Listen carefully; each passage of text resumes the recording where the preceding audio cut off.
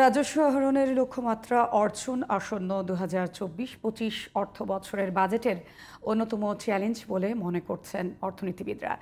দেশের জিডিপি অনুপাতে করের পরিমাণ বৃদ্ধি না পাওয়াতেই স্বাস্থ্য ও শিক্ষার মতো অতি প্রয়োজনীয় খাতে দেয়া যাচ্ছে না যথেষ্ট বরাদ্দ।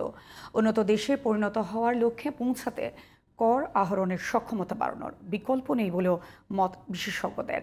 সাজ্জাদ হোসেনের রিপোর্ট।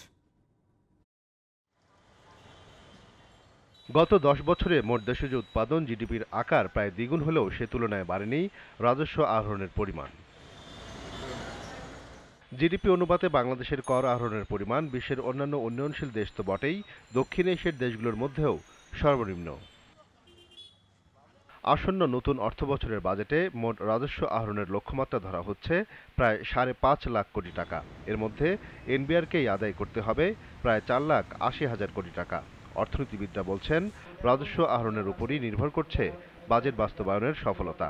কাঙ্ক্ষিত রাজস্ব আদায় না হওয়াতেই অতি প্রয়োজনীয় খাতে বরাদ্দ দেয়া সম্ভব হয় না।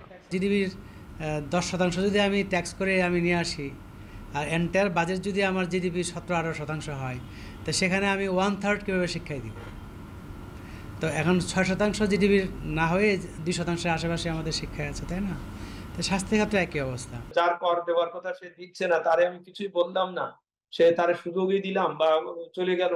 তখন ওই যে লোক একমাত্র যে শুধু কর দিচ্ছে, সৎ করদাতা, তার উপরে যেই আমার চাপটা ফেলতে হচ্ছে, সেগুলো ঠিক না হলে রেভিনিউ আর্নিং এর লক্ষ্যমাত্রা অর্জন হবে না।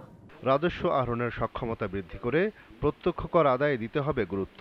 ভ্যাট ও শুল্কের মতো পরোক্ষ করের দিকে বেশি মনোযোগী হলে সমাজে বৈষম্য আরও বাড়ার আশঙ্কা বিশেষজ্ঞদের। আমরা হিসাব করে দেখেছি, মোটামুটি বাংলাদেশের যদি টপ 10% হাউসের কথা চিন্তা করেন, 10% পপুলেশন, তাদের হাতে আমাদের জাতীয় আয়ের প্রায় 40% মতো কিন্তু আছে। কারণ তারা যদি মাত্র 15% রেটে যদি তাদের ইনকাম ট্যাক্স দেন, তাহলেও কিন্তু জিডিপির তুলনায় আমাদের কিন্তু 6% কিন্তু আমাদের জিডিপি আসার কথা শুধুমাত্র প্রত্যক্ষ কর থেকে। কিন্তু আমরা সেটা করতে পারি না। প্রত্যক্ষ কর থেকে হয়তো আমরা এখন 1 থেকে 2 ভাগের মতো আমরা মাত্র আদায় করছি। ছোটো ছোটো দোকানে দেখবেন যে আপনার মাসে লাখ টাকা আপনার দেখা যাচ্ছে ইনকাম করছে, এবং সেখানে দেখবেন যে অনেক ক্ষেত্রে তারা ট্যাক্সের আওতায় নাই। সেখানে আমি মনে করি গিয়ে তাদেরকে করের আওতায় আনতে হবে। কিন্তু আমাদের যারা কর কালেক্ট করে তারাও কিন্তু শহর কেন্দ্রিক, শহরের উপর বেশি গুরুত্ব দেওয়া হয়, এবং কর কাঠামোর মধ্যে কিন্তু জানি স্বচ্ছতা এবং অভাব আছে এবং দুর্নীতি আছে।